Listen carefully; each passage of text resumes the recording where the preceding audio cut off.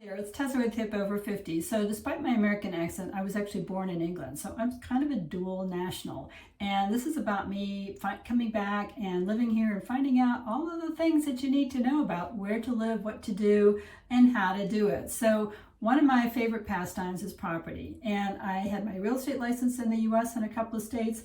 And when I started to come back here and thought about living here full time, I use something called the Best Places to Live magazine that comes out of the Sunday Times in the springtime.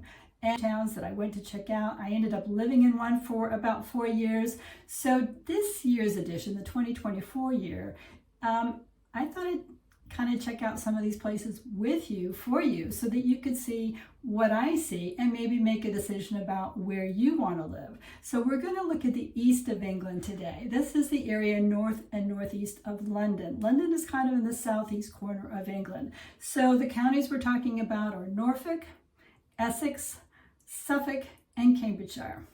And the big towns in those counties are Cambridge, Ipswich, and Norwich, which is in Norfolk. So let's get started. So the first place on the list is a town called Wivenhoe. And there's a population of a little under 10,000. It has its own train station. And this is what you get for a 2-bedroom, 2-bath property. It is on the waterfront. Yay! In fact, a lot of these places on the east side of England are along the North Sea coast. You've got a great waterfront lifestyle in Wivenhoe. It's got a little high street, which seemed kind of cute. I didn't spend a lot of time walking up and down there. I did kind of walk around some of the waterfront neighborhoods, and as you can see, they're very pretty, very well-kept gardens, just kind of quirky. There was a pub there where people were having some nice Sunday afternoon drinks, and there's even working fishing boats. And if you live in any one of these places, you get these fabulous estuary views. So I can see why Wivenhoe would be popular. It's got that kind of nice laid-back mix, and you're not too far from anything. So I would give Wivenhoe a thumbs up. Second on the list was a town called Saffron Walden, which is quite a quirky name, you have to agree. It sounds almost like a little village, but it's not. It's actually quite a well-served town with a population just under 20,000. Here's what you could get for a 2-bedroom, 2-bath property. It does not have a train station. The nearest station is a town called Audley End, which will get you into London in about an hour. The best aspect, I think, of Saffron Walden is that it's also a half an hour south of Cambridge. So if you were working in Cambridge or the south side of Cambridge, this would be a great place to live and commute. Like I said, if you're working in Cambridge, this would be ideal. You're also not that far from London, so it's kind of placed in between the two. It's got a nice, had a decent town center. There's a Waitrose, which I always like to see. It had a superstore on the outskirts, a Tesco. And I think it's kind of that self-contained kind of place where you wouldn't really have to leave to get, your groceries, your shopping, whatever. I am not going to speak about schools in this video because this is for the folks over 50, but yeah, I think it would be a great place to probably bring up a family as well, or, to just have a well-rounded lifestyle. So I wasn't super impressed by the town center. There weren't any great high street shops. It was a little bit disjointed. There is a market there. The day I was there, yeah, I just didn't see anything that sort of went wow, but I could definitely see living in Saffron Walden would be very nice. So I'll give it a thumbs up. The next 3 places on the list, of the Times list, I did not get to. They're all 3 small villages. I'll give you the overview of what they are. So number 3 on their list was the Shelfords. There's a village called Little Shelford and Shelford. These are just outside of the southern edge of Cambridge. So I think they'd be great if you wanted that village lifestyle, but you needed to work in Cambridge. The 4th on the list was the Shotley Peninsula. And to me, it's a bit of a long shot. Unintentional pun.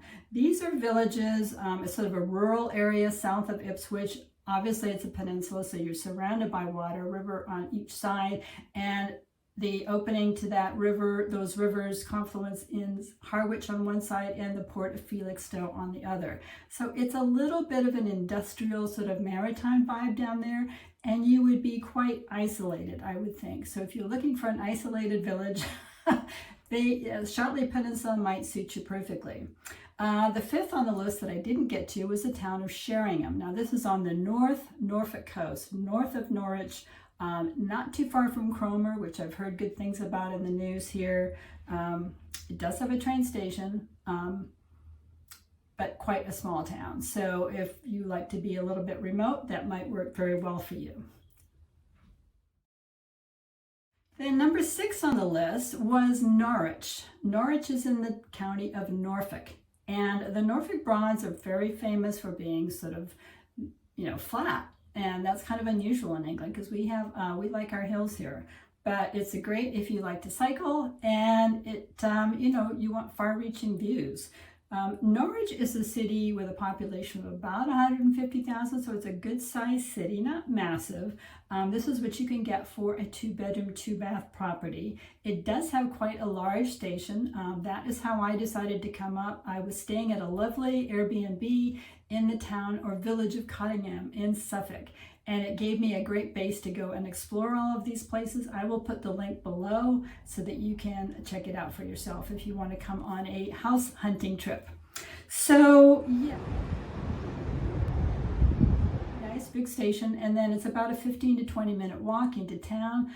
You cross over the river, which you will see there's quite a nice view. You walk up the hill and then you'll have the castle on your left, and then you'll start coming into the area where all the shops are. I went into the large M&S, Marks and Spencer's, which was great to know that that is there. That's always an asset. A very lovely independent store, department store called Gerald's.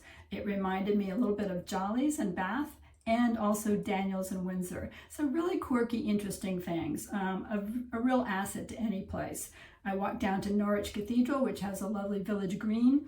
I went to the market. The Norwich market there is quite well known.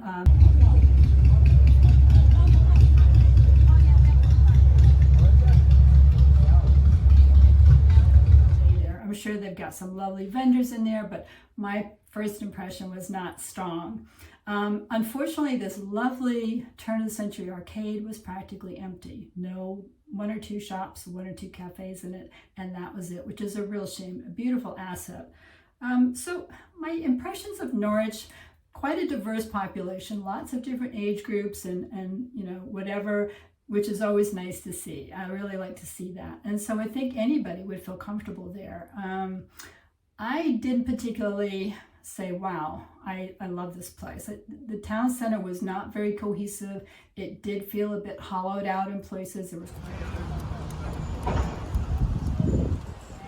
yeah, so I think Norwich would be great if you're looking for some more affordable city life.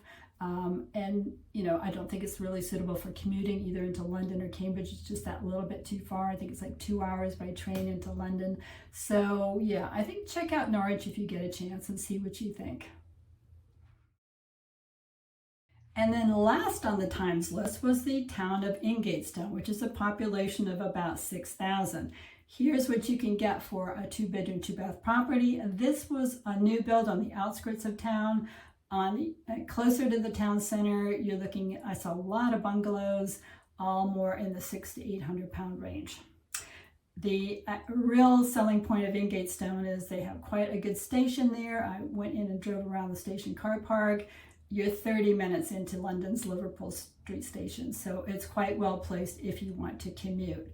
And you're basically in a rural environment. Parked up near the high street because I like to walk up a high street and kind of experience it for the first time and kind of see it as a pedestrian, and I was not wowed. I don't really get why it was nominated. Maybe it has other attributes other than the high street. There was a lovely little village fete going on the green, but there weren't any shops, so I thought, oh, I've got to pop in and see that. I mean, I didn't really see anything, like I said, that just, I thought, oh, yeah, that's really lovely. So, I don't really see the appeal of Ingatestone other than it would be a wonderful place to commute from, probably if you're working in North London or even Central London and you're looking to get out of the city and live. That would be my best guess as to why it got nominated. So I didn't just visit the 7 places on the Times list, I also did a look at some other places for you to consider. So let's start with Cambridge. That is probably the biggest city outside of London in this area, and one that you might want to consider if you're in tech, research, or in the scientific field, because that is where the hub is for the UK. I know there's other tech centers, but Cambridge is pretty big. A lovely place to live, very diverse, lots of different ethnicities, ages, which is kind of nice because I don't get that out here in the West. It's very sort of one flavor. But yeah, Cambridge is very diverse and there's a lot going on there. So if you want to be in the center of it all, it's got a great historic center, Cambridge University. It's got a really nice sort of vibe going on. You've got the best of all worlds if you can afford it. So then the other place I went to was out on the coast, which is Southwold. I'd heard about that. It's kind of that bucket and spade sort of destination, you know, sandy beaches, big car park if you want to go stroll along the beach. So it's lovely little beach huts. And I think Southwold is very pretty. It's kind of like a family kind of destination. I don't know that I would want to live there. It is a little bit isolated. Further down the coast, Aldborough. It looks like it's pronounced Aldebra, but it is Aldborough. And that is a very posh second home market type of town. You will find lovely galleries, shops, cafes, a small theater. You're right on the beach, so you have lovely fresh fish if you like that, because there's working fishing boats that have little markets there. Aldborough's really got it all going on. It's just the right size. Everything is on the high street. So you know exactly what you're going to get, and everything is done very nicely. So you can either go there for a long weekend, check it out, see what you think. I think it would be perfect for somebody who is retiring. I don't think you'd want to live there if you are trying to continue working. Then further down the coast, I went to Harwich last year. Harwich was actually the birthplace of the Mayflower, and they still do a lot of shipbuilding, a lot of maritime business goes along down there. Felixstowe as well. It's a little bit, and it's not exactly on its uppers. I think it's a lovely area. We had some great meals there, some lovely restaurants, a beautiful cafe on the coast. But again, the coastline there is just sort of, it's not like your typical beachy coastal lifestyle. It's a very different kind of vibe. So go check it out. The other one I went to was Ipswich. And I was really kind of looking forward to Ipswich because its namesake in Massachusetts, just like Harwich, is a lovely, lovely place. But Ipswich is let down a bit by its city center. The harbor, where I saw some great properties on Rightmove overlooking the harbor, I thought, wow. I walked around there and I thought, this is like, what is going on here? It's a sunny Saturday afternoon and there was hardly anybody there. But the problem is, I think, is that the harbor is disconnected from the city center, and the city center is not that great. So I don't think Ipswich is a town where people go and congregate down in downtown or even on the harbor to hang out on the weekends, which is a shame because the potential is there. But the town was kind of hollowed out, a lot of empty shop fronts. Like I said, not an easy walk. The town and the harbor are very disconnected. But if you want a relatively affordable place to, hang out and have your boat in the harbor, you might want to take a look at Ipswich. So there you go. Those are the towns and cities that I checked out for you. Obviously, this is my first impression, my totally subjective viewpoint. And it's just to kind of give you a starting point to see if it's something you want to go and check out yourself. So I hope you found this helpful and informative. Any questions, put them below. And I look forward to seeing you very soon on my next video. Bye for now. Not now.